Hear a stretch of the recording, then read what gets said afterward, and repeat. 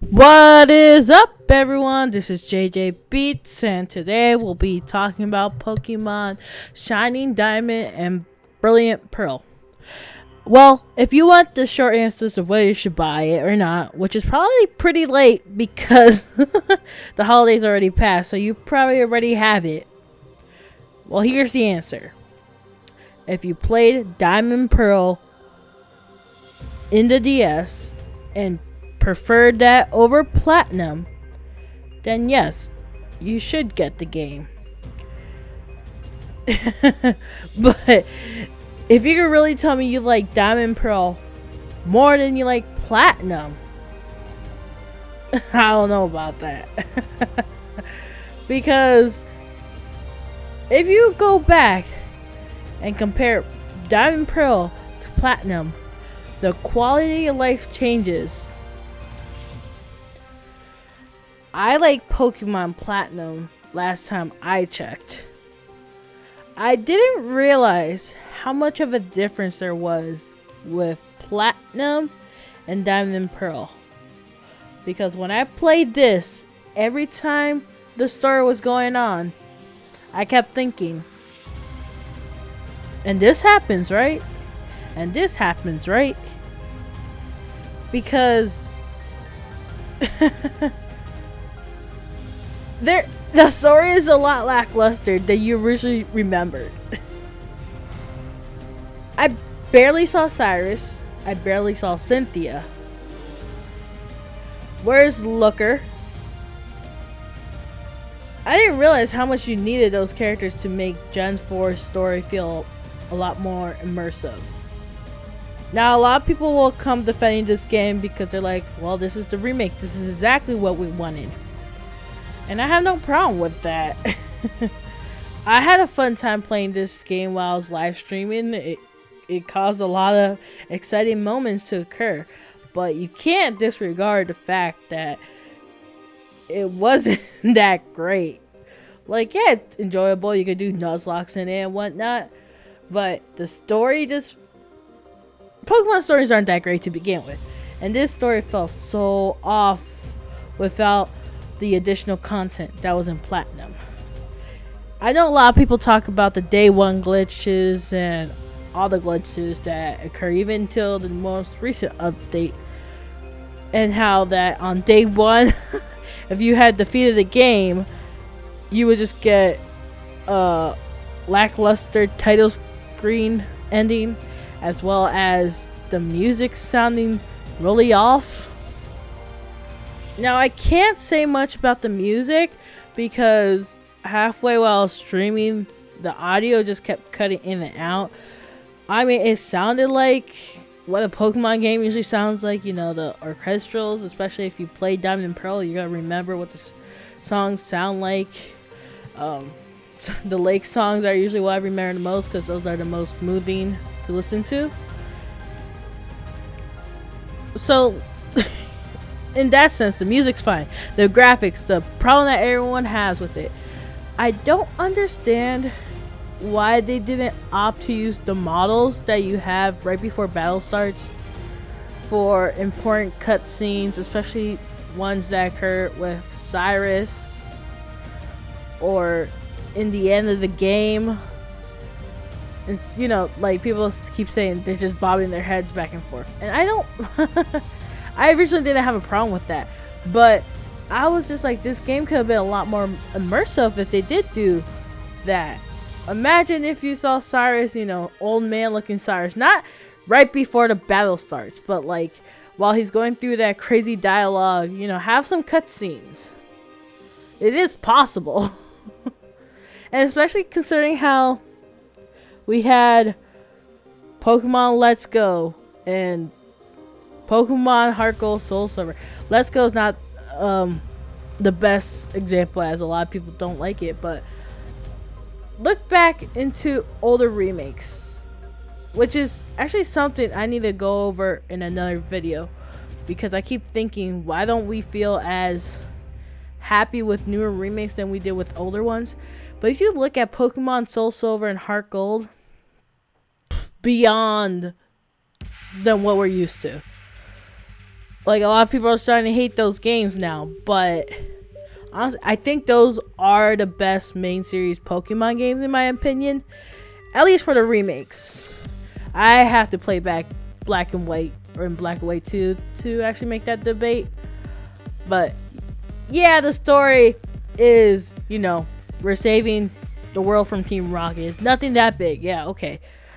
But do you guys remember the tower scenes, or you know, when you're getting Lugia and Ho-Ho? Because I sure do. I still remember till this day. Remember in Black and White when you had that Kyurem cutscene, that Zekrom cutscene, that Reshiram cutscene, all those cutscenes that were to happen. Meanwhile, when you see this cutscene with Palkia Dialga, it felt really lackluster, voidless, empty compared to the scene with Giratina. Like, you cannot tell me that you did not feel that jump scare when Giratina suddenly popped out, man. That was one of the most memorable moments in Pokemon from what I can remember.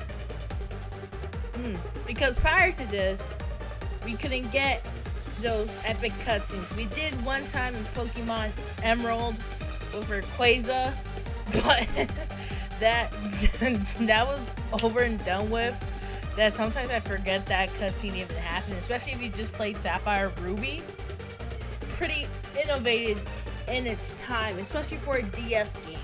You know, if this was like 3D game, it would obviously have to be there.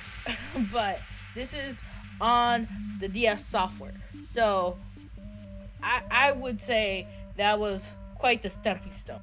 As for the quote unquote remake debacle, so this is supposed to be a faithful adaptation, but what happened to the underground? Like, it's there with Pokemon. That part I have no problem with. It's there with digging. I also have no problem with that.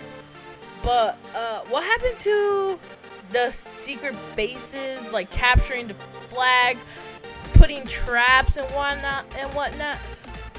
Why not? Why couldn't they put that in?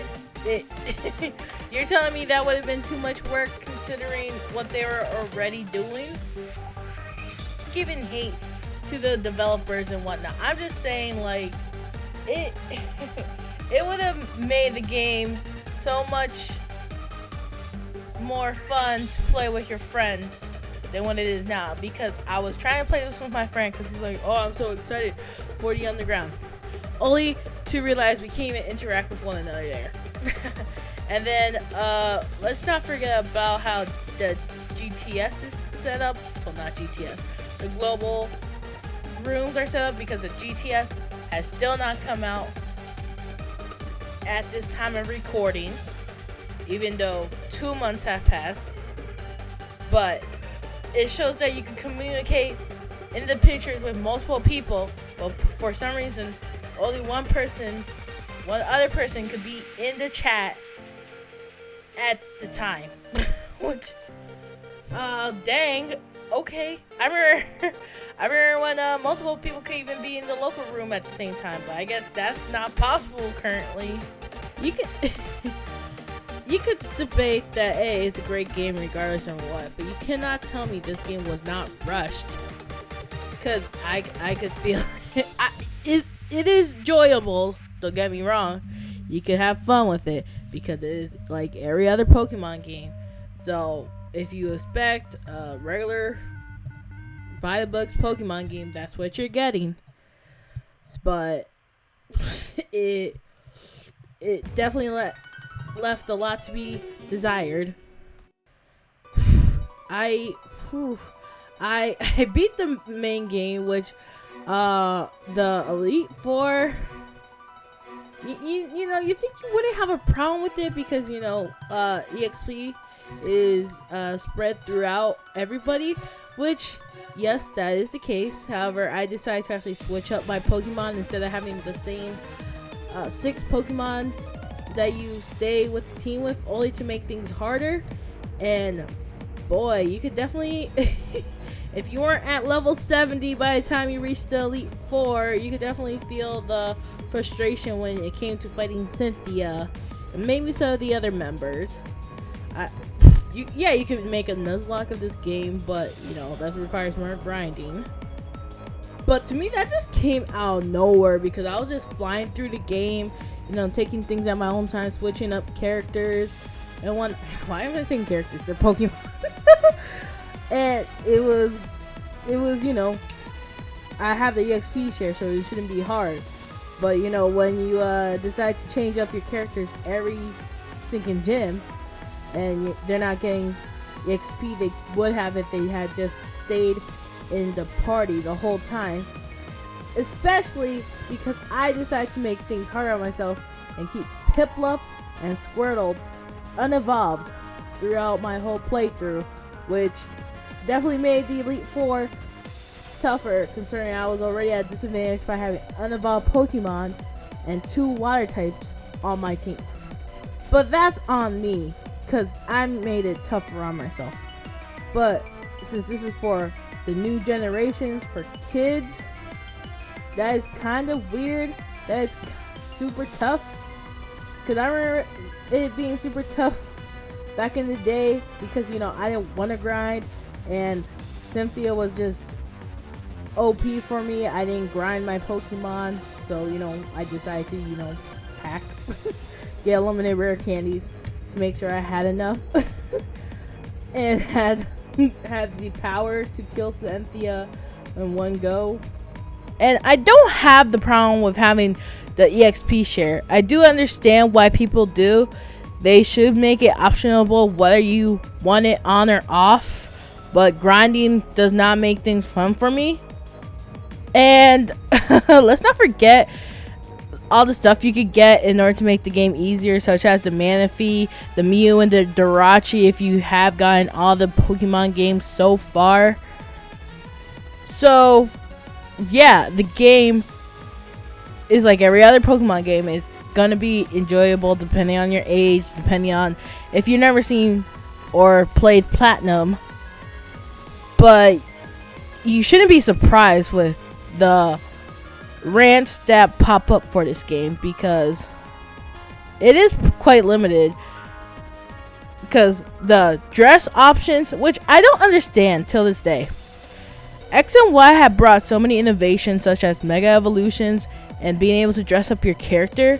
Like, there's a lot more customization in this game, and the more and more we go with Pokemon, I feel like we get less and less options for designs and whatnot. I think the only exception would be Sun and Moon, and we all know that everyone has quite the mixed feelings for those games. But all I do know is that the fur and the escalator should have waited a lot longer because these games need a lot longer to be completed. I'll give this game a 5 out of 10 for being a Pokemon game.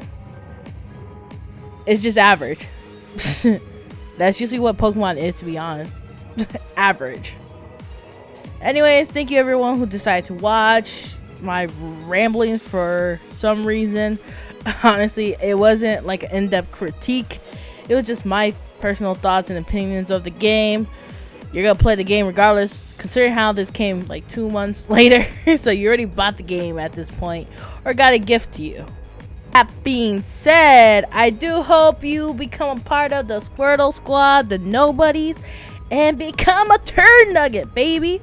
Please make sure to leave your comments, thoughts, and opinions on this game. And don't forget to subscribe for more content like this. Yes, if you really want to hear my ramblings, you know where to find me. This is JJBEATS signing out. Bye.